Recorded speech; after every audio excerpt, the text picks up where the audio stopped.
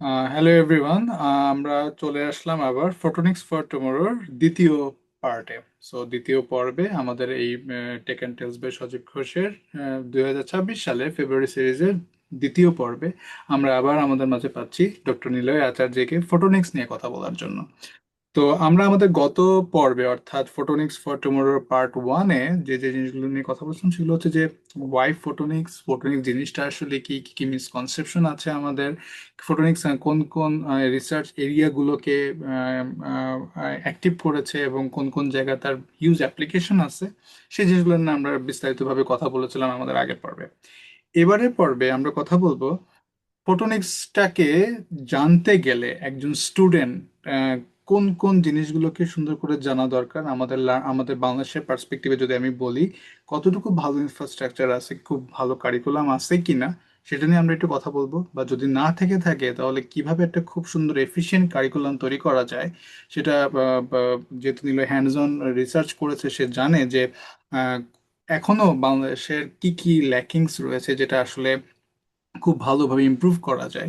এবং একজন স্টুডেন্ট কিভাবে হয়তো অলিম্পিয়াড হতে পারে বা অন্য যে কোনো কোনো কম্পিটিটিভ ইয়ে হতে পারে বা রিসার্চ হতে পারে, এটার মাধ্যমে কিভাবে তার স্কিলগুলোকে সাজাতে পারে। এবং কেউ যদি তার ক্যারিয়ার, মানে ফটোনিক্স এরিয়াতে তার ক্যারিয়ার, রিসার্চ ক্যারিয়ার হতে পারে বা এমনি জব হতে পারে, সাজাতে চায়, তাহলে কিভাবে সাজাতে হবে এবং কোন কোন জায়গায় সে জব পেতে পারে বা কোথায় রিসার্চ করতে পারে, এসব নিয়ে কথা বলবো। এই আর কি। সো বেসিক্যালি একটা মানুষকে, যে এনথুজিয়াস্ট এরিয়াতে, সে কিভাবে তার ক্যারিয়ার গড়তে পারে, তা একজন কি বলবো যে অন্ধ মানুষকে পথ দেখানোর মতো একটা ব্যাপার হবে আর কি। সেটা নিয়ে আমরা কথা বলবো। সো আমরা তাহলে প্রথমেই শুরু করি যে বাংলাদেশের একজন স্টুডেন্ট যদি ফটোনিক্স শিখতে চায় তাহলে কিভাবে সে শিখতে পারে, কি কি রিসোর্স তাকে হেল্প করতে পারে, বা কারিকুলাম কিভাবে সাজানো যেতে পারে, যদি একটু বলতিস। আচ্ছা। ফার্স্ট অফ অল, ফোটোনিক্স ওয়ার্ডটার সাথে তার পরিচয়টা কিভাবে হবে? হ্যাঁ। সো যেমন ক্লাস, আমরা তো বোধহয় 5-6 থেকেই আমরা সেই বিজ্ঞান পড়া শুরু করলাম। তারপরে 6-7-8 তখন আমরা ওই যে আর্কিমিডিসের ল, নিউটনের ল, এসব এসব জিনিস পড়া শুরু করলাম। তারপরে তখন আমাদের একটা চ্যাপ্টার ছিল আলো। হুম। তো আলো নিয়ে, আলো, সেখানে ডিসকাস করা হয়তো আলোর প্রতিফলন, প্রতিসরণ, ওই যে মরীচিকা কিভাবে হয়, সেগুলা, আয়না কিভাবে কাজ করে, আয়নায় হাফ আয়না হলেই এনাফ আমাকে ফুল দেখার জন্য, এরকম এরকম কিছু এক্সপেরিমেন্ট ছিল। তারপরে একটু ছিল লেন্স। হুম। তো সেই জিনিসগুলো তারপরে ইন্টারে উঠে হলো, 3-4টা চ্যাপ্টারে ভাগ হলো। একটা ছিল আলোর প্রতিফলন, একটা ছিল আলোর প্রতিসরণ, আহ প্রতিফলনের মধ্যে ছিল অবতল, প্রতিসরণের মধ্যে ছিল লেন্স, উত্তল লেন্স, অবতল লেন্স, বিভিন্ন রকমের লেন্স, প্রিজম, সেই জিনিসগুলা। আর আরেকটা চ্যাপ্টার ছিল, সেটা হচ্ছে বলা যায় যে তরঙ্গ বা ইলেকট্রোম্যাগনেটিজম। হ্যাঁ। সো আসলে আলোটা শুরু হয়েছিল তরঙ্গ দিয়ে, প্রথমে তরঙ্গ নিয়ে ডিসকাস করে তারপরে আলোতে ঢুকছিল, পরে লাস্টে একটা কঠিন চ্যাপ্টার ছিল, সেটার নাম ছিল ইলেকট্রোম্যাগনেটিজম। তো সেই ইলেকট্রোম্যাগনেটিজম অনেক ইন্টারের বাচ্চাদের জন্য ভয়ের চ্যাপ্টার। তারপরে ওই যে সেখানে ছিল ইয়ং এর দিচির পরীক্ষা, এরকম এরকম আরো কিছু জিনিস ছিল।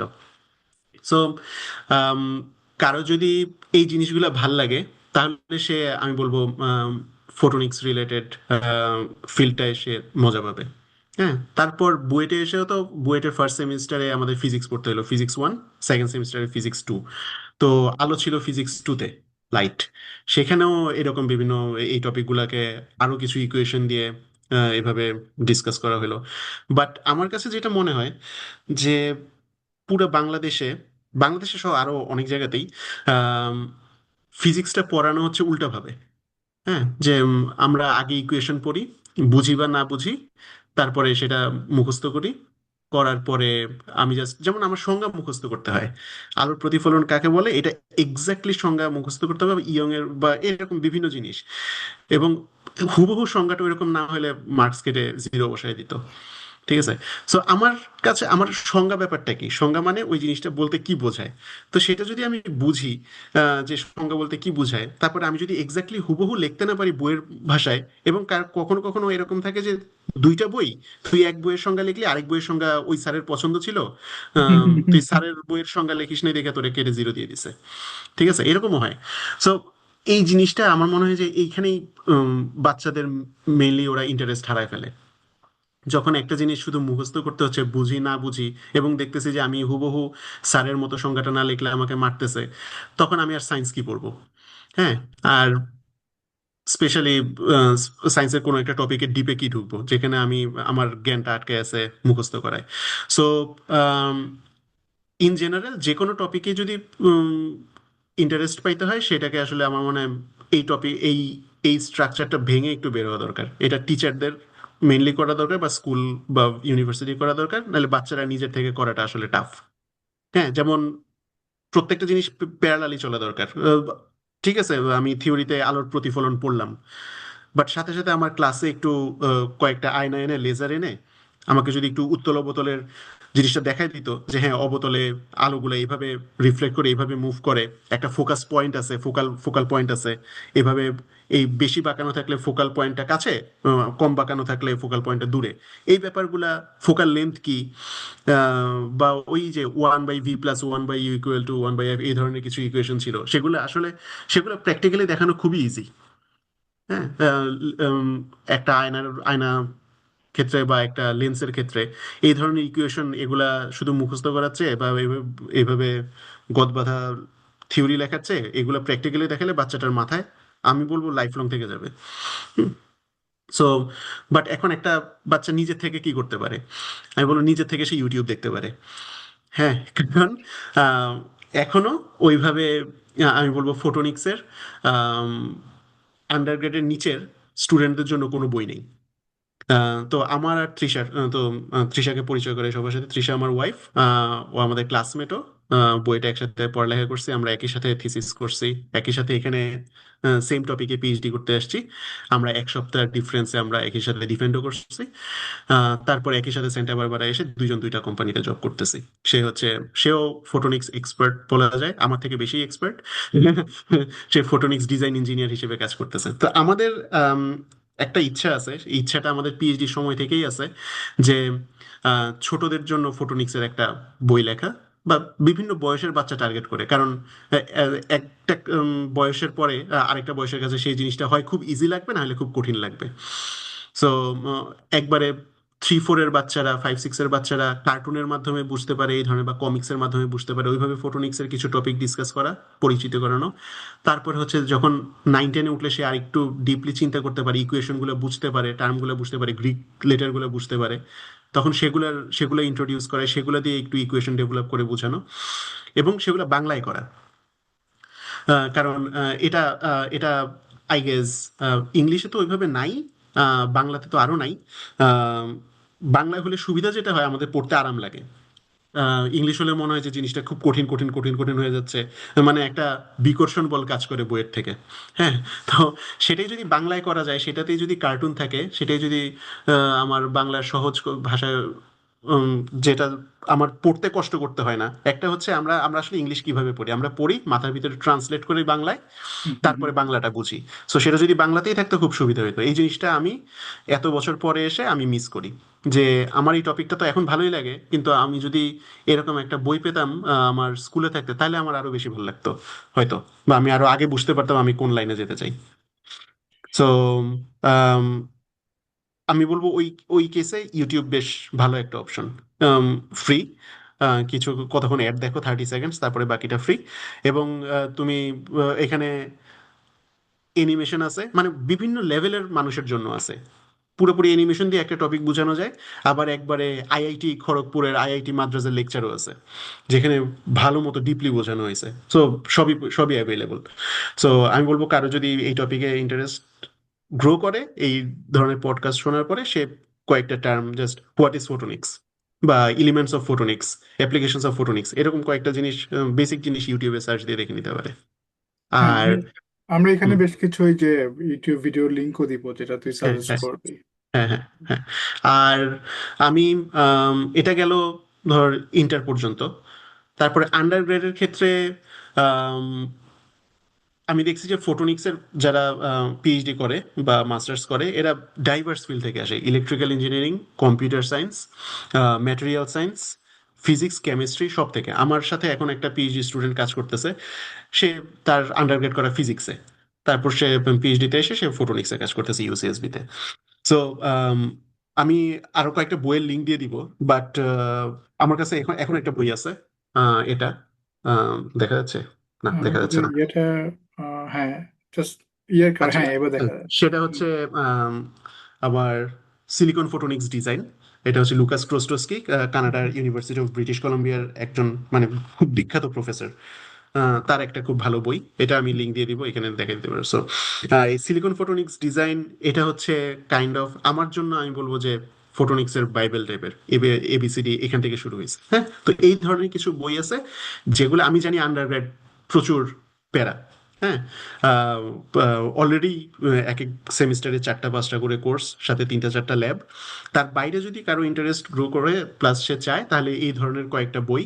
আম, দেশে আসলে আমরা কেউ সফট কপি কিনে পড়ি না, সবাই কোনো না কোনোভাবে ডাউনলোড করি, বাট দ্যাটস অলসো গুড। হ্যাঁ, তো ওই ধরনের এই ধরনের বইগুলা নামে এগুলো যদি পড়া শুরু করা যায়, তাহলে এগুলো একবারে বেসিক শুরুর থেকে, একটা লাইটের ফোটন কি সেখান থেকে শুরু হয়েছে।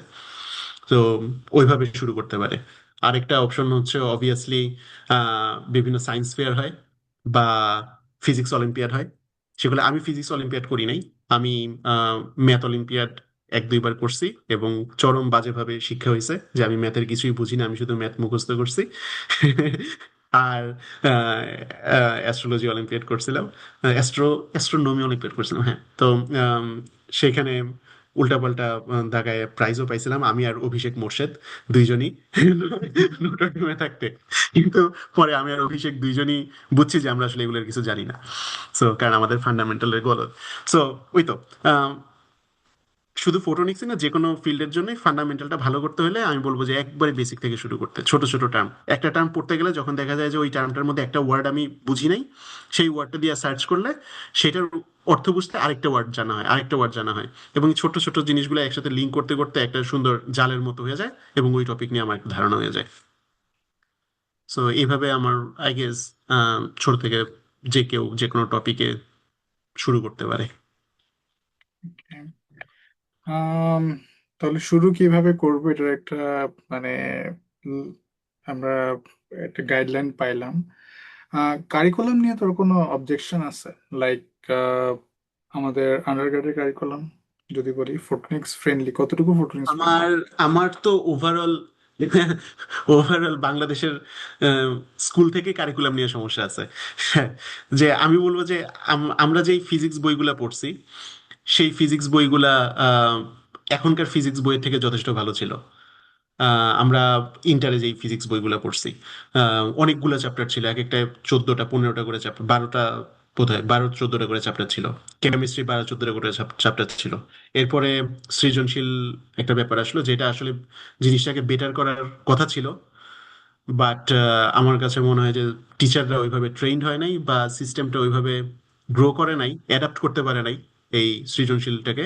এই জন্য এটার যে ফুল বেনিফিটটা পাওয়ার কথা সেটা পায় নাই, প্লাস বইগুলা খুব জগা খিচুড়ি হয়ে গেছে। এখন বাচ্চারা, এখন আমি এমনও দেখছি যে তারা অ্যাডমিশনের জন্য আমাদের সময়ের বই পড়ে, অ্যাডমিশনের সময় তারা আমাদের সময় বই পড়ে, বাট ইন্টারের জন্য তারা তাদের বইয়ের বইগুলো পড়ে, যেগুলোর মধ্যে মাত্র 4টা 5টা চ্যাপ্টার, সব ডিটেলসই নাই। সো এটা তো গেল ইয়ের কথা। সো আমি এটা নিয়ে একটু হতাশ।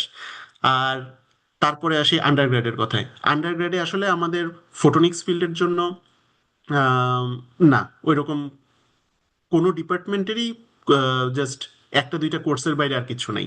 আমি বলবো ইলেকট্রিক্যাল ইঞ্জিনিয়ারিং ডিপার্টমেন্টেই যাও, অপ টু ইলেকট্রনিক্স কোর্সটা পড়ানো হয়েছে, সেমিকন্ডাক্টর ডিভাইস থিওরি, এই টপিকগুলো পড়ানো হয়েছে। ওই সেই PN junction, PNP, transistor diode, এই জিনিসগুলা। তারপরে আমাদের কিছু ইলেকট্রোম্যাগনেটিজম পড়ানো হয়েছে, আম, যেগুলো আসলে অন্যান্য ডিপার্টমেন্টে আসলে হয় না, অন্য মেজরগুলাই হয় না। আর আর ম্যাটেরিয়াল সায়েন্সেও আমি বলবো যে এই ফোটনিক ম্যাটেরিয়াল বা এই রিলেটেড কোর্সগুলো খুবই কম। নাই, একটা কোর্স হয়তো আছে, এবং বা অথবা একটা কোর্সের একটা পার্ট, কয়েকটা চ্যাপ্টার শুধুমাত্র ফোটনিক ম্যাটেরিয়াল বা সেমিকন্ডাক্টর ম্যাটেরিয়াল এই রিলেটেড আছে, যেটা আসলে আলটিমেটলি ফোটনিক্স এই ধরনের বা ডিভাইস রিলেটেড রিসার্চ করতে গেলে ওইগুলোই মেইন লাগবে, সেগুলোর অপশন খুবই কম।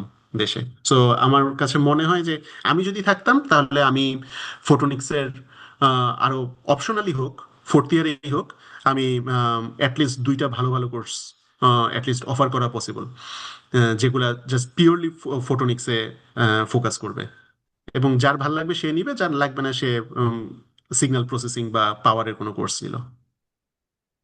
বুঝতে পারছি, মানে একটু রিঅর্গানাইজ করাটা দরকার আছে এবং কিছু নিউ জিনিস ইন্ট্রোডিউস করারও দরকার আছে বলে মনে হয়, রাইট? ডেফিনেটলি হ্যাঁ, কারণ এটা এটা খুবই মিসিং। এবং ওইটার সাথে শুধু কোর্স না, কোর্সের সাথে যেমন থিওরি কোর্সের অ্যাটলিস্ট 50% থিওরি এবং 50% কোনো একটা সিমুলেশন। সফটওয়্যারগুলো হ্যান্ডস তো অন ফ্রি। এক্সপিরিয়েন্স থাকতে হ্যাঁ হবে। হ্যাঁ, হ্যান্ডস অন এক্সপিরিয়েন্স যেটা আসলে তার, এবং সেটা করা দরকার আসলে থিসিসের আগে। কারণ না হলে থিসিসটা গ্যাম্বলিং হয়ে যায়। ট্রু। যখন আন্ডারগ্রেডে আমি একটা টপিক নিয়ে থিসিস করব, আমি জানি না আমি কি নিয়ে থিসিস করব। আমি শুধু নাম জানি বা আমি সিনিয়র ভাইয়ের কাছ থেকে শুনে নিছি ওই টপিকে থিসিস করলে ইজিলি একটা কিছু পাবলিশ হয়, তারপরে আমার জাস্ট 4 আউট অফ 4 এসে পড়বে। বা আমার আমার এটা নিয়ে প্যারা নাই, ওই স্যার ম্যাডাম প্যারা দেয় না, 6 মাসে একবার খোঁজ নেয়, তাই আমি এটা নিয়ে ওনার কাছে থিসিস করব। বাংলা আমার মনে হয় যে আন্ডারগ্রেডের অনেক জায়গায় থিসিস এইভাবে চলতেছে। সো থিসিসটা হওয়ার কথা ছিল একটা খুব সুন্দর লার্নিং এক্সপিরিয়েন্স, সেটা হচ্ছে না কারণ আমাদের আগের থেকে ব্যাকগ্রাউন্ডটা ওইভাবে নাই যেটা ওই টপিকে আমার ইন্টারেস্ট শো করে। সো কারিকুলামটা এরকম হইতে পারতো, থার্ড ইয়ারে একটা বিভিন্ন টপিকের মধ্যে একটা টপিক একটা সাবজেক্ট থাকতে পারতো, বা একটা সাবজেক্টের ভিতরে ইলেকট্রোম্যাগনেটিজমের ভিতরে electromagnetism and photonics, something like that. হ্যাঁ, বা কোয়ান্টাম মেকানিক্স অ্যান্ড ফোটোনিক্স, এরকম কিছু একটা থাকতে পারতো। সো এতে যেটা হতো যে ফোটোনিক্স নিয়ে তার একটু আইডিয়া হইতো, তারপরে সে ফোটোনিক্সের যখন প্রফেসরদের সাথে থিসিস করতে যেত, সে অলরেডি জানে যে আমি কি কোন জায়গায় ঝাঁপ দিচ্ছি। তারপরে সেটা নিয়ে তখন সে একটু থিসিসের সময় তো আমাদের 1 বছরে 2 সেমিস্টারে আসলে নতুন একটা কিছু প্রেজেন্ট করতে হয়। সো আমি জানি না, আমার প্রথম সেমিস্টার যায় শুধু জানতে, সেকেন্ড সেমিস্টারে কোনো রকমে একটা কিছু সিমুলেট করার ট্রাই করি, তারপরে সেটা প্রেজেন্ট করি এবং ডান। সো এটা যদি কারিকুলামটা একটু ভালো হইতো, স্ট্রাকচার্ড হইতো, তাহলে রিসার্চের আউটপুটগুলো খুব ভালো হতো। অলরেডি আমরা নেচারে পাবলিশ করতেছি, নেচারে, সায়েন্সে, এরকম বিভিন্ন খুব ভালো ভালো জায়গায়, এপিএল নিউজ লেটার এইসব জায়গায় পাবলিশ হচ্ছে। আরো ভালো জায়গায় হইতো, এই আর কি। ওকে, এবার যদি আমি বলি যে একজন মানুষ তাকে নিজেকে প্রস্তুত করলো এই ধরনের স্ট্রাকচার্ড কারিকুলামে এবং ম্যাটেরিয়ালস দিয়ে, now what after 20 years photonics কোথায় থাকতে পারে যে তার এই আজকের পড়াটা আসলেই কাজে লাগবে? কারণ সে, আমি একটা জিনিস রিসার্চ করতেছি আজ থেকে 5 বছর পরে সেটা অবসলিট হয়ে গেল, দেন তাকে কোনো না কোনোভাবে হয়তো সুইচ করতে পারবে জাস্ট তার টিকে থাকার তাগিদে। In hmm. That case photonics কোথায় স্ট্যান্ড করে? আজকে সে যদি একটা বেবি স্টেজে থাকে, তাহলে আজ থেকে 20 বছর পরে ঠিক কতটুকু ম্যাচিওর হতে পারে? তুই যেহেতু হ্যান্ডস অন কাজ করতেছিস, তোর পার্সপেক্টিভ থেকে কি মনে হয়? আচ্ছা, ফোটোনিক্স এখন এমন একটা জায়গায় আছে যেটা ইলেকট্রনিক্স আরো প্রায় 50 থেকে 60 বছর আগে ছিল। ঠিক আছে? সো সো ফোটোনিক্সের সামনে হিউজ একটা ফিউচার আছে। এবং এটা শুধু আমি, মানে আমি কাইন্ড অফ বায়াসড, যেহেতু আমি ফোটোনিক্স নিয়ে রিসার্চ করছি। সো বাট আমি যতটুকু, আমি যেহেতু ভিতর থেকে ব্যাপারটা দেখতেছি, সো যারা বাইরের থেকে দেখবে ব্যাপারটা, তাকে আমি এতটুকু বলতে পারি যে ফোটোনিক্স এখনো খুব বাচ্চা লেভেলে আছে। হ্যাঁ, বাচ্চা লেভেল মানে আমি বলবো টডলার লেভেলে আছে। সো তার সামনে একটা বিশাল ফিউচার পড়ে আছে এবং ম্যাচিওর হতে অনেক রিসার্চের দরকার। এবং এটা তো খুব স্পেশালাইজড ফিল্ড। সো খুব বেশি মানুষ, আহ, মানে হাজার হাজার মানুষ ফোটোনিক্স নিয়ে রিসার্চ করতেছে, বাট সেই সংখ্যাটা ওভারঅল রিসার্চের তুলনায়ও কম। সো যেমন এই জন্য ইন্ডাস্ট্রিগুলায় বা যে কোনো জায়গায় ফোটোনিক্সের আমি দেখি বেশ ভালো ডিমান্ড, এবং ওরা আম, লোক খোঁজার সময় লোক পায় না। হ্যাঁ, তো দেখা যায় কি যে, যেমন একটা নর্মাল এক্সাম্পল বলি, যখন আমি জবের অ্যাপ্লাই করি লিঙ্কডইনে, যে এক একটা জবের জব আসতো, তো আমি দেখতাম 120 পিপল অ্যাপ্লাইড, বা 60 পিপল অ্যাপ্লাইড, 70 পিপল অ্যাপ্লাইড। একটু হতাশ হয়ে যেতাম যে মানে 70 পিপল অ্যাপ্লাইড করলে করলো আমি কি এমন হনু যে আমার ইন্টারভিউর জন্য ডাকবে। তো এখন আমি, আমার জব হওয়ার পরে আমি জিজ্ঞেস করছি আমার ম্যানেজারকে যে এই যে আমি দেখি 70-80 পিপল অ্যাপ্লাইড, তো উম, মানে তোমরা এতগুলা থেকে বাছাই করো কিভাবে? তো বলে যে 70 পিপল অ্যাপ্লাইড, তার মধ্যে 7 জনও কাজের পাই না। যে আসলে এই স্পেশালাইজড কাজটা করতে পারবে। সো 70 জন মানুষের মধ্যে হয়তো 4-5 জন পাই, সেখান থেকে তারপর শর্টলিস্ট করে ইন্টারভিউ নিয়ে তারপরে একজনকে চুজ করা হয়। সো এখনো প্রচুর ডিমান্ড তৈরি হচ্ছে, নতুন নতুন ফিল্ড ফটোনিক্স কাভার দিচ্ছে। আম, এবং আম, আচ্ছা, 20 বছর পরে সেটা কোথায় যাবে, এবং সেটার জন্য উম, মানে মোটিভেট করা, তাই তো? সো আচ্ছা, 20 বছর পরে কোথায় যাবে সেইটা, যেমন কয়েকটা গল্প বলি যে কি কি হতে পারে। যেমন অলরেডি আমাদের আমরা যখন ছোটবেলায় টিভি দেখছি, তো তখন আমাদের টিভিটা ছিল ওই যে চারকোনা বাক্স। হ্যাঁ। হুম। এবং সেটার মধ্যে ওই যে ঝিরঝির ঝিরঝির আসতো উপর থেকে, এভাবে এভাবে করে স্ক্রিন রিফ্রেশ হতো, তারপরে ছবিগুলো আসতো। তো সেখান থেকে এখন টিভি কোথায় আসছে? জাস্ট টিভিটাই বলি, মোবাইলের কথা তো দূরেই থাক। হ্যাঁ, টিভি, তারপরে এলইডি আসলো, এলইডি থেকে এলসিডি আসলো, এলসিডি থেকে এখন আবার কিউএলইডি আসছে, কিউএলইডি থেকে আবার ওএলইডি আসছে। হ্যাঁ। সো জিনিসগুলো অ্যাডভান্স হচ্ছে, এবং এবং সবগুলো ফটোনিক্সের। জাস্ট টিভির মধ্যে এই এই অ্যাডাপ্টার যে অ্যাডভান্সমেন্ট গুলো হচ্ছে, এটা জাস্ট পিওর ফটোনিক্স এর কাজ। ফটোনিক্স সাথে ইলেকট্রনিক্স ব্যাকগ্রাউন্ড অবশ্যই আছে, কিন্তু আমি যা দেখতেছি, যা আমাকে দেখাচ্ছে, ছবিটা জেনারেট করতেছে, সেটা তো ফটোনিক্স এর কাজ। আম, আচ্ছা, তারপরে আসি মোবাইলে। যে মোবাইলের এই যে, আম, যেমন টিভিতে টাচ করা যায় না, বা মোবাইল ও কম্পিউটারে যেগুলো টাচ স্ক্রিন আছে, আমি একই সাথে আমি দেখতে চাই, এবং আমি চাই সেটাকে টাচ দিয়ে কন্ট্রোলও করতে। ঠিক আছে। সো এই জিনিসগুলো সেই সেম রিসার্চের মধ্য দিয়েই আসছে অলরেডি। যেমন টাচ মোবাইল তুই কত সাল থেকে ইউজ করস? Touch mobile. 2011, 10, 10, 11, তার 12, তাই তো? হ্যাঁ, 11 তার পরে। আগ পর্যন্ত। হ্যাঁ, তার আগ পর্যন্ত বাটন মোবাইল। হুম আমার বাবা বাবা মা তারা 40 বছর পর্যন্ত মোবাইলই দেখে নাই।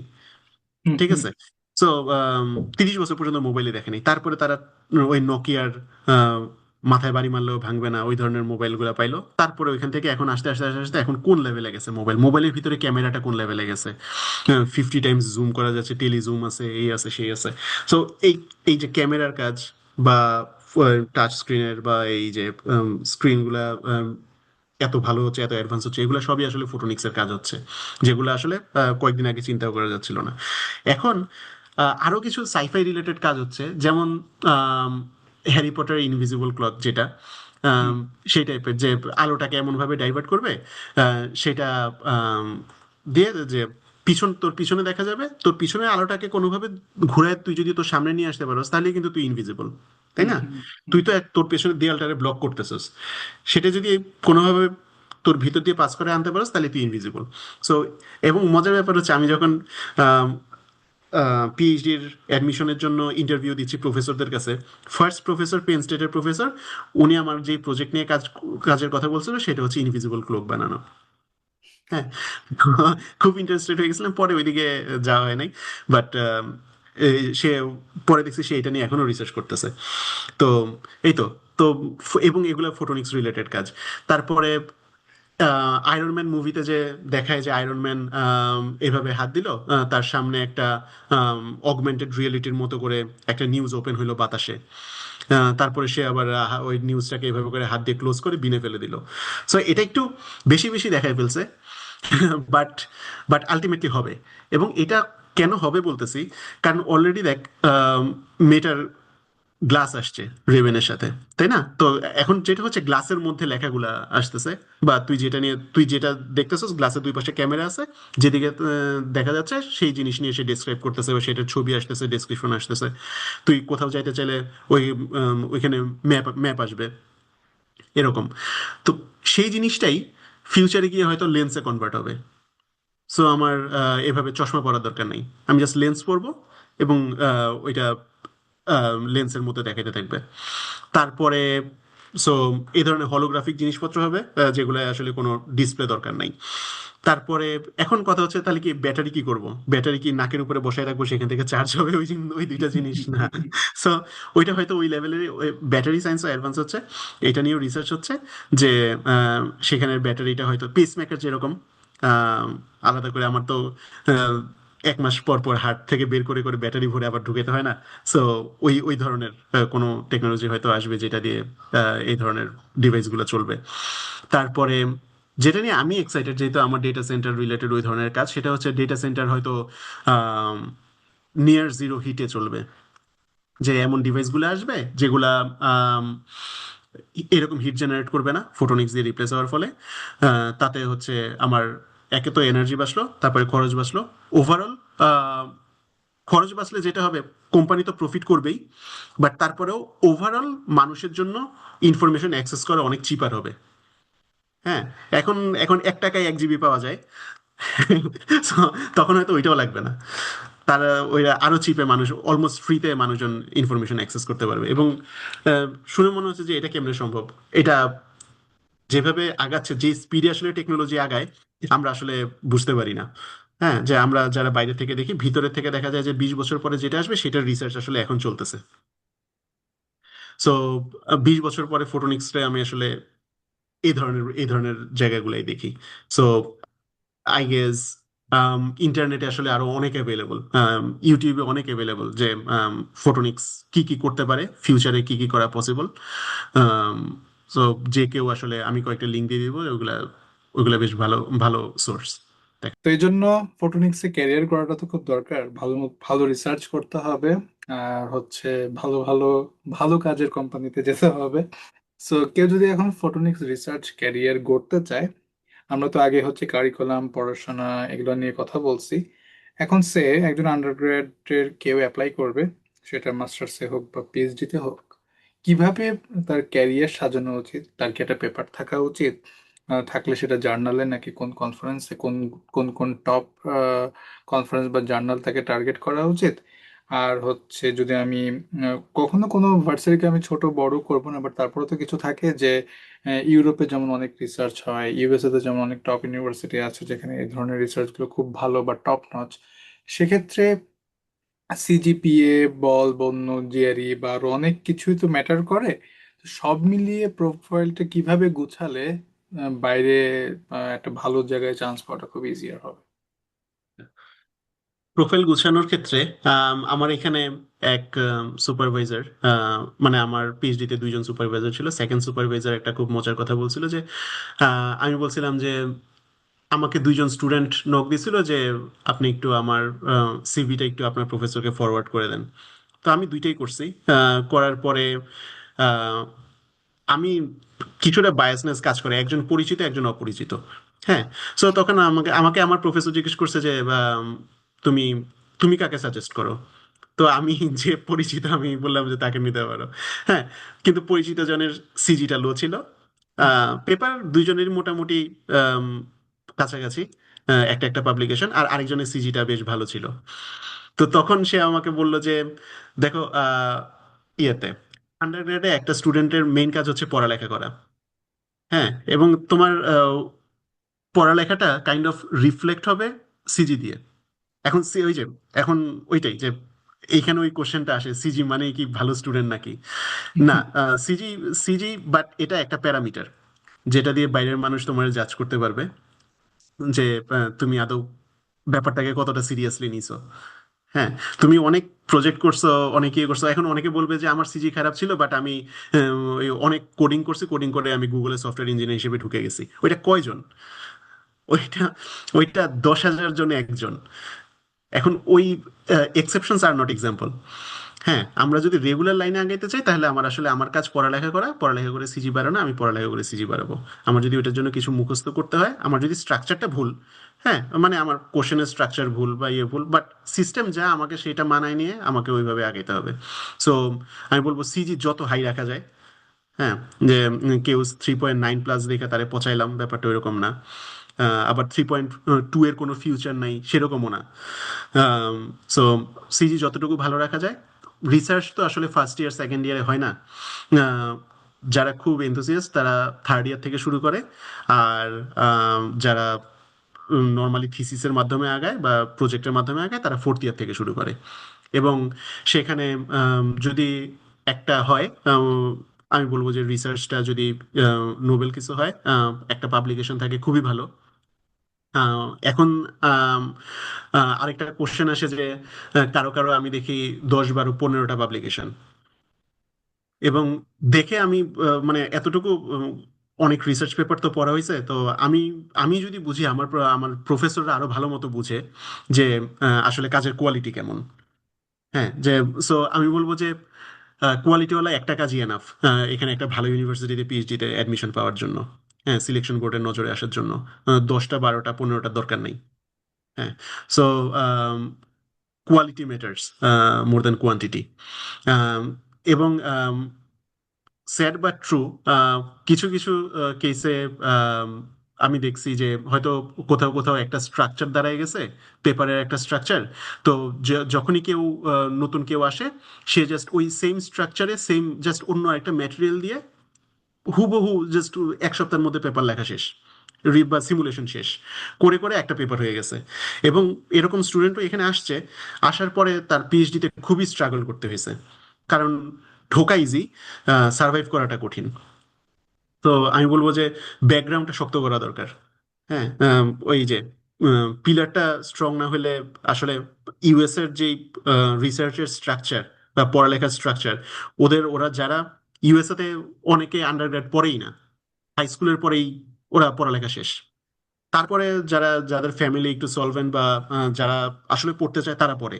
এবং যারা আসলে মাস্টার্স বা পিএইচডি করতে আসে, এরা আসলে টপিকটাকে বুঝে এবং টপিকটাকে ভালোবাসে এবং সেটাতে আসলে তারা মানে মানে খুব পরিশ্রম করে।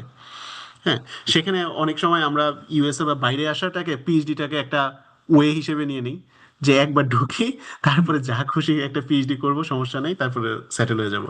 সো দ্যাটস এ ওয়ে এটা। এবং এটা নিয়ে আমি মানে এটা দোষ দোষ কিছু বলতেছি না, কিন্তু আমি বলবো একটা টপিকে যদি তুমি আসলে বাইরে পিএইচডিতে অ্যাপ্লাই করতে চাও, পিএইচডি তো একটা ম্যারাথন।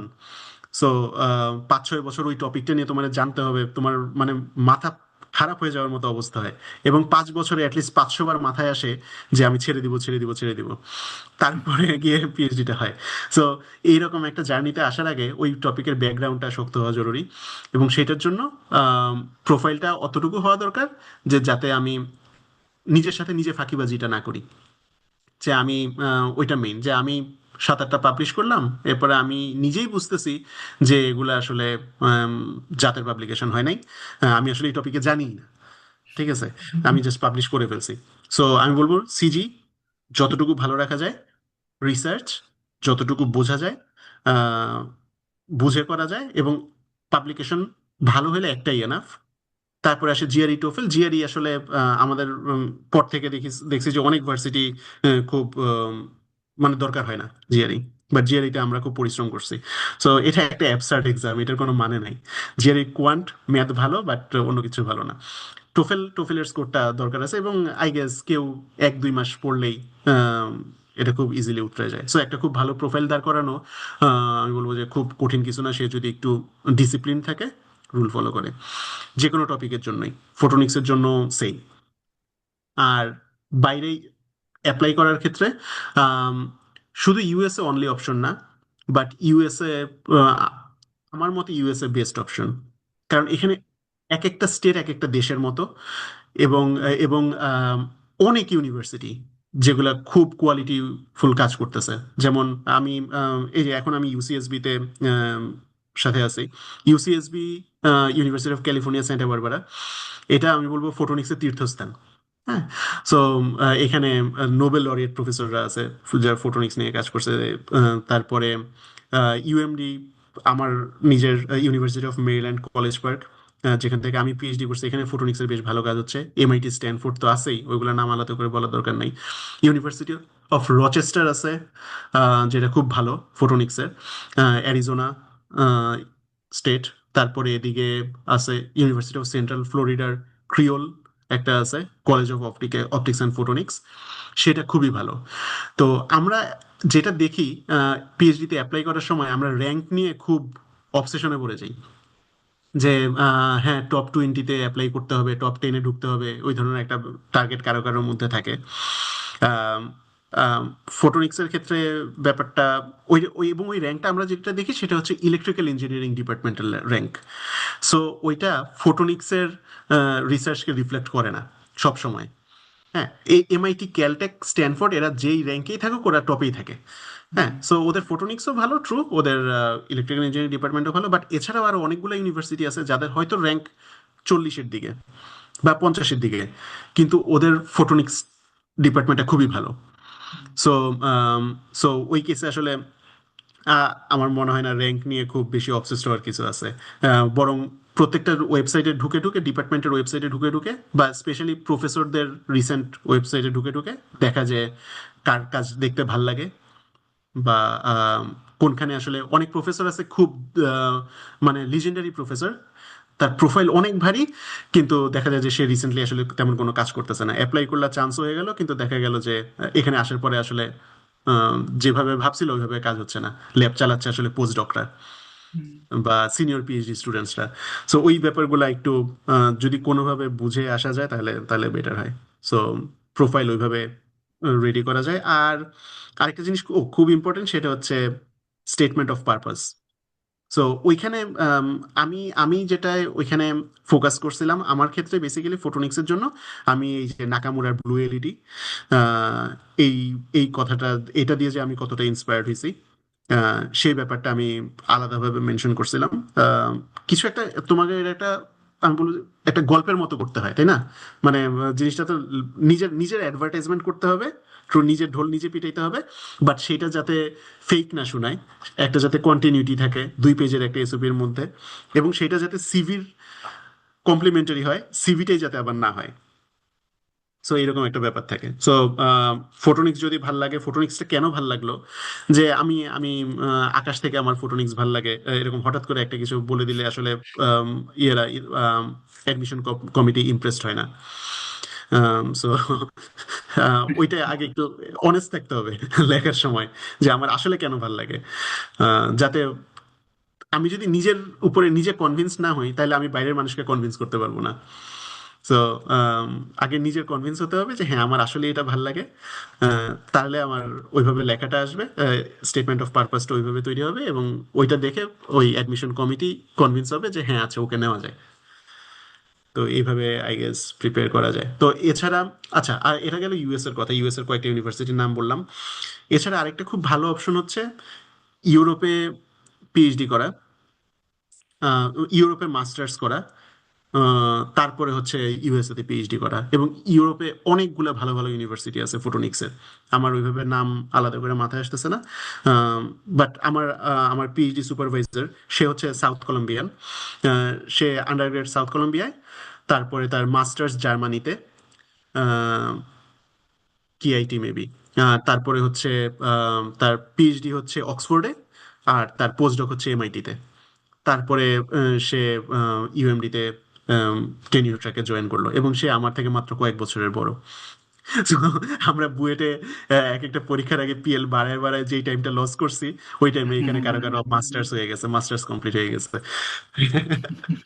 তো এটা একটা ভালো অপশন। কারোর যদি ডিরেক্টলি মনে হয় যে না আমি পিএইচডি একটা হিউজ কমিটমেন্ট, সেটা করার আগে আমি শুধু মাস্টার্সটা দেখতে চাই, সেক্ষেত্রে আই গেস ইউএস এর মাস্টার্স এর ফান্ডে থেকে আমার কাছে মনে হয় যে ইউরোপে বেটার অপরচুনিটি আছে। সো ওইটা ওইটা একটা একটা অপশন, এবং ওইখানে ফটোনিক্সে খুবই ভালো কাজ হচ্ছে। ইউএসএ তে হাজার হাজার কোম্পানি আছে, ইউরোপে হাজার হাজার কোম্পানি আছে যারা ফটোনিক্স রিলেটেড কাজ করে। এই তো। Okay. আরেকটা জিনিস হচ্ছে যে যে এসওপির কথা যে বললি, এখন তো মানুষের একটা টেন্ডেন্সি আমি প্রায় লক্ষ্য করি যে চ্যাট জিপিটি আসছে, চ্যাট জিপিটি দিয়ে এসওপি লিখে ফেলে। তো তাদের জন্য তোর সাজেশন কি হবে? চ্যাট জিপিটি দিয়ে লিখলে বোঝা যায়। আহ, যে কেউ, আমি খুব ইন্টেন্সিভলি চ্যাট জিপিটি ইউজ করি, আমি পেইড ভার্সন ইউজ করি। তো চ্যাট জিপিটি কিছু ক্ষেত্রে ভালো, যেমন আমি কোডে কোনো এক জায়গায় আটকে গেছি, এত সিলি মিস্টেক আমি বুঝতে পারতেছি না, আমি চ্যাট জিপিটি কে দেই, সে জাস্ট 20 সেকেন্ডস আমার অ্যান্সার দিয়ে দিচ্ছে, আমার হিউজ টাইম সেভ হচ্ছে।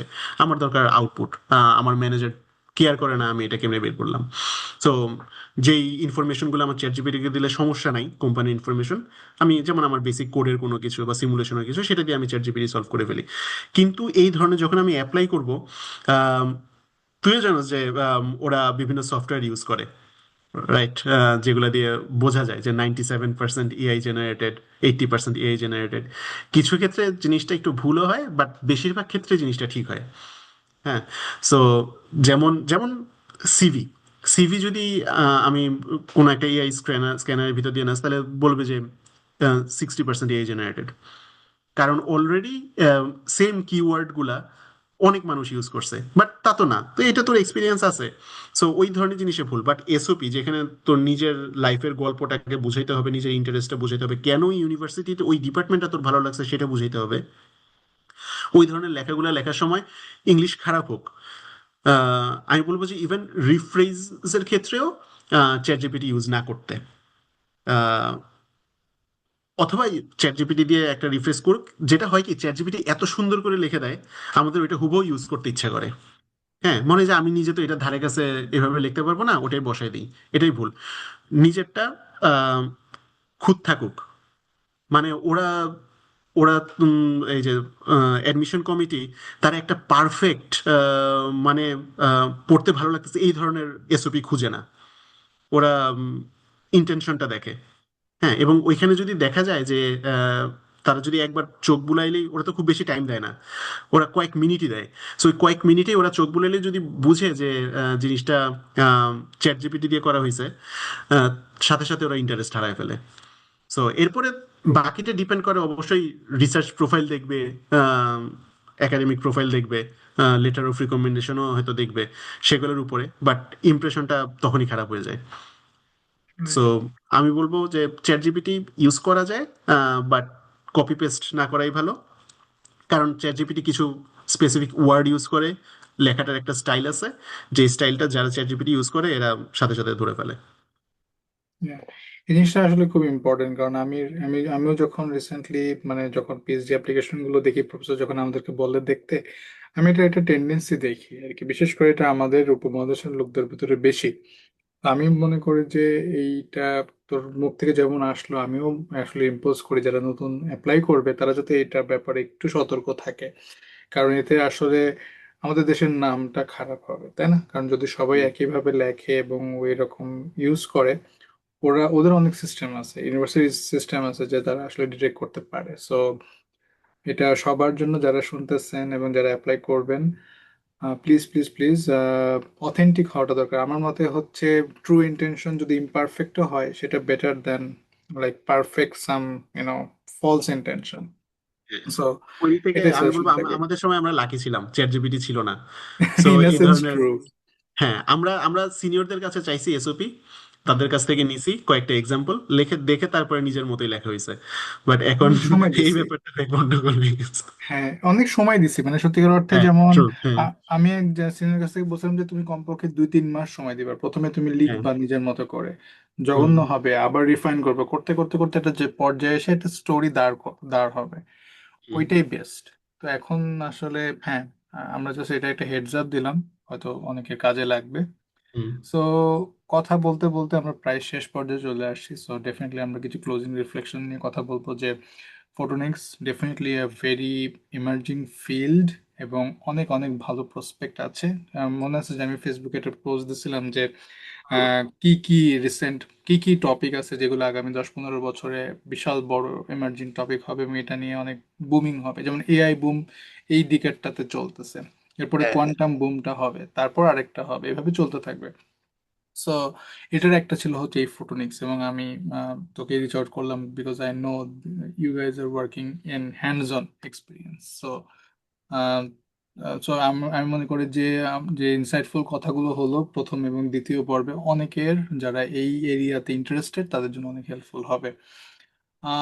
লাস্ট যে কথাটা বলা, যে এটা একটা খুব হাইপোথেটিক্যাল কোশ্চেন, যে যদি একটা অ্যাডভাইস আমি তো মানে তোকে নিজেকে দিতে বলি, ইয়াঙ্গার সেলফকে, যখন তুই রিসার্চ শুরু করছিস এই ফটোনিক্স ডোমেইনে, কোন জিনিসটা তুই চেঞ্জ করবি, কোন জিনিসটা নিয়ে তুই খুবই প্রাউড, আর কোন জিনিসটা তুই মনে করিস যে একটু চেঞ্জ করলে হয়তো ভালো হতো? হুম। আচ্ছা, কোন জিনিসটা চেঞ্জ করব সেটা হচ্ছে, আম, এইটা চেঞ্জ করবো হচ্ছে আরেকটু বুঝে পড়া। হ্যাঁ, আমার বেসিক আরো ক্লিয়ার থাকা দরকার ছিল, স্পেশালি ম্যাথের। আম, কারণ আমাদের বুয়েটে তুই জানোস, ম্যাথের আমরা কাইন্ড অফ চোথা পড়তাম। বোর্ডে যা লিখতো ওইটা হুবহু তুলতাম, মুখস্থ করতাম, তারপরে পরীক্ষায় ওই ধরনের জিনিসপত্র আসতো সেটা লিখে দিয়ে আসতাম। আমি ভেক্টর ভেক্টর আমরা অনেক পড়ছি, ভেক্টর কমপ্লেক্স নাম্বারস, তারপরে differential equation, second order, first order, third order, এরকম অনেক কিছু আমরা সলভ করছি, অনেক কিছু করছি। বাট এই লিনিয়ার অ্যালজেব্রা পড়ছি, প্রবাবিলিটি স্ট্যাটিস্টিক্স পড়ছি। সো এই এই জিনিসগুলা পড়ছি অনেক কিছু, বাট ফান্ডামেন্টালি স্ট্রং না। হ্যাঁ, আমরা জাস্ট গ্রেড পাওয়ার জন্য পড়ছি। আই উইশ যে ওই সময় একটু ভালো মতো পড়তাম, তাহলে আমার পিএইচডি তে আসার পরে কোর্সগুলা করাটা একটু ইজি হইতো। এখানে এসে তো বুঝতে হয়েছেই, বাট আমার ডাবল পরিশ্রম করতে হয়েছে এই দেশি স্টুডেন্টদের থেকে। তো আমার প্রতিটা চ্যাপ্টারের শুরুতে আমার আগে ওই ব্যাক করতে হয়েছে আন্ডারগ্রেডের বইতে। কিছু কিছু টপিক আমি বুঝে বুঝে, আইগেন ভ্যালু কি, আইগেন ভেক্টর কি, হ্যান ত্যান এইসব বুঝে টুঝে তারপরে এসে আবার ব্যাক করে এখানে পড়তে হয়েছে, যেখানে ওরা আসলে জানে এগুলা কি হচ্ছে। এটা হচ্ছে আমি চেঞ্জ করতাম নিজের ব্যাপারে। আর প্রাউড কি ব্যাপারে? প্রাউড এই ব্যাপারে যে আমি আন্ডারগ্রেডে খুব ভালো রিসার্চ করার সুযোগ পাইছি, যেটা আসলে বাংলাদেশের অনেকে পায় না। হ্যাঁ, আমি লাকিলি বলবো, বুয়েটে পড়ার বুয়েটে চান্স পাইছি, এবং ভালো একটা ডিপার্টমেন্টে ভালো ম্যাডামের আন্ডারে আমি রিসার্চ করার স্কোপ পাইছি। এবং রিসার্চটাও আমি হ্যাপি ছিলাম যতটুকু যা করছি, যে আমি বুঝে করছি। সো এই ব্যাপারটা নিয়ে আমি প্রাউড। এবং আই উইশ যে বাংলাদেশের আরো, মানে যতগুলো ইউনিভার্সিটি আছে সবগুলার স্টুডেন্টরা যারা আসলে রিসার্চ করতে চায় ওরা এই ফ্যাসিলিটিটা পাইতো। আর আরেকটা জিনিস কি, আরেকটা কোশ্চেন। আর একটা জানি কি ছিল, উম একটা হচ্ছে চেঞ্জ করতে চাওয়া। আমি নিজেও আবার ভুলে গেছি কোশ্চেনটা, এনিওয়েজ। সো ইয়া, মোটামুটি তো সবই কাভার্ড হলো, কোনো কিছু মিস করলাম? এই কেস না, ঠিকই আছে। ওকে, সো আমি অপেক্ষায় থাকবো তোদের ওই বইটার আশায়, তোর এবং তৃষার। ওই বইটা আমরা আমরা গত 7 বছর ধরে প্ল্যান করেই যাচ্ছি, আমাদের আর লেখা স্টার্টেড, হচ্ছে না। Start now. এবং এমন করতে পারিস যে যে যদি মানে, জাস্ট আমার একটা থটস আর সাজেশন, সেটা হচ্ছে যে বাচ্চাদের জন্য যদি করিস বা আস্তে আস্তে যদি বড় করিস, ওই যে থ্রি ব্লু ওয়ান ব্রাউন একটা ইউটিউব চ্যানেল আছে না, যেখানে হচ্ছে কনসেপ্ট গুলাকে খুব হুম, সুন্দর হুম, করে হুম, হুম, হুম, অ্যানিমেটেড হুম। ওয়েতে হ্যাঁ, হ্যাঁ, দেখানো হ্যাঁ, হয়। হ্যাঁ, হুম, তো এরকম যদি এজ ভিত্তিক অ্যানিমেশন ভাবে দেখানো যায় কনসেপ্ট গুলাকে, বইতে থাকলো একটা হয়তো কিউআর কোড থাকলো বা সামথিং, স্ক্যান করলো, হুম, জাস্ট হুম, ইমার্জিং একটা জিনিসপাতি থাকলো, that will be really great. I mean interactive লার্নিংটাই হবে হয়তো future, right? Hmm, so hmm, দেখা হ্যাঁ, গেল যে তখন সবার কাছে হয়তো ভিআর সেট থাকবে, বা না থাকলেও ফোনে হয়তো একটা এআর রিলেটেড কোনো অ্যাপ থাকবে, যেটা দিয়ে ওই কন্টেন্টটাই মানে ইমার্জিং বা সুন্দরভাবে ভিজুয়ালাইজ করা যাবে, হুম, হুম, যেটা আরো এনগেজিং হবে। সো ইয়া, হুম। আমি I am looking forward to it, because হয়তো আমার সন্তানকে আমি সেটা পড়াবো। হ্যাঁ, হ্যাঁ। আর আরেকটা জিনিস যেটা যেটা আই গেস আমি মিস করে গেছি, সেটা হচ্ছে আমার কাছে মনে হয় যে আম, ওই যে একটা তো হচ্ছে বাচ্চাদের কাছে ব্যাপারটা ইন্টারেস্টিং করা, আরেকটা হচ্ছে টিনেজ লেভেলের বাচ্চাদের কাছে, যেটা আমাদের দেশে সায়েন্স ফেয়ার যেগুলো হয় সেটাকে আরেকটু, এটা আই গেস টিচাররা করতে পারবে, সেটাকে আরেকটু ইন্টারেস্টিং করা। আই গেস আমি জানি না, আমি আসলে অনেকগুলো সায়েন্স ফেয়ার ঘুরছি যখন এই নটরডেমে থাকতেও, স্কুলে থাকতেও একই প্রজেক্ট ঘুরে ফিরে আসে। হ্যাঁ, কলা পাতা দিয়ে শ্যাম্পু বানানো, তারপরে তারপরে সোলার দিয়ে ফ্যান ঘোরানো, তারপরে প্রক্সিমিটি সেন্সর দিয়ে কিছু একটা বানানো। হ্যাঁ, সো যেই জিনিসটা আসলে খুবই অ্যাডভান্স হয়ে গেছে, সেই জিনিসটা যেমন প্রক্সিমিটি সেন্সর দিয়ে হাত দিলাম এই জিনিসটা সরে গেল, বা এরকম ওইটা স্টার্ট হতে পারে, ওইটা that's a good start. But সেই আমাদের পরপর জেনারেশনগুলা দেখা যায় যে অনেকগুলো প্রজেক্ট, 90% প্রজেক্ট ওইখানেই আটকায় থাকে। তো বেসিক্যালি যদি সেটাকে যদি টিচাররা গাইড করতে পারে বা ইয়ে করতে পারে, তো তাহলে ধর ওই যে আরডুইনো প্রো বা রাসবেরি পাই, এগুলা দিয়ে যে এলইডির সিকোয়েন্সিং করা যায়, করা যায় বিভিন্ন এগুলার কোডিংটা শেখা যায়, এগুলা দিয়ে কিভাবে একটা হার্ডওয়্যার কন্ট্রোল করে, আম, বাইরে লাইট এলইডি বা লেজার এইগুলা কন্ট্রোল করে, সেগুলা শেখা যায়। ওই ধরনের প্রজেক্টগুলো যদি আসলে আনা যেত, তাহলে হ্যান্ডস অন এক্সপিরিয়েন্সে মানে টিনেজ লেভেলের বাচ্চা কাচ্চারা আরেকটু বেশি ইন্টারেস্টেড হতো। এখন আমি আসলে, আমি এখন কি অবস্থা জানি না, বাট আমার সময় তো আমি পাই নাই। Okay, না, এটা খুবই ভালো একটা কথা বলছিস। মানে দেখা যায় যে ওই টিনেজের ওই পোর্শনটাকে যদি আমরা এনথুজিয়াস করতে পারি, তাহলে ওখান থেকে একটা বড় সিগনিফিকেন্ট পোর্শন কিন্তু আন্ডার গ্রেডে গিয়ে দেখা যাবে ফটোনিক্স এ রিসার্চ করতেছে বা ওই হ্যাঁ হ্যাঁ হ্যাঁ রিলেটেড রিসার্চ করতেছে। হ্যাঁ হ্যাঁ হ্যাঁ, এটা হুম। খুব important area. Yeah, I agree on that.